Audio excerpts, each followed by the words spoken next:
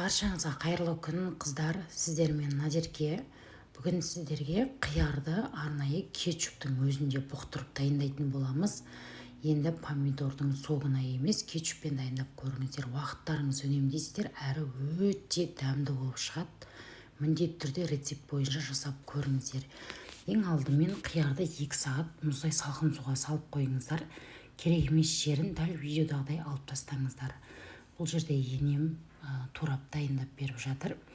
Енді қазанға қайнап тұрған су, сұйық май, 9% уксус, сарымсақ, кетчуп қосасыздар. Кетчуптың атауын описанияға жазып қалдырамын. Қант пен тұзды қосасыздар көрсетілген грамм бойынша. Және кетчупымызды қосып, барлығын жақсылап тұрып араластырып аласыздар да үстінен туралған қиярды салып, осындай бұрыштың түрін пайдалансаңыздар болады. Барлығын қосып, жақсылап тұрып араластырып, қатты отта бір рет бұрқ еткізіп қайнатып аласыздар. 5-7 минуттай қайнатсаңыздар жеткілікті қыздар. Егер су аз болса, үстіне су қоссаңыздар болады.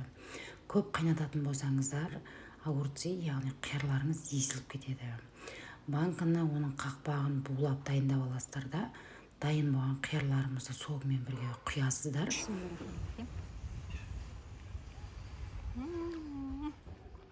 Келінімнің жауған салаты.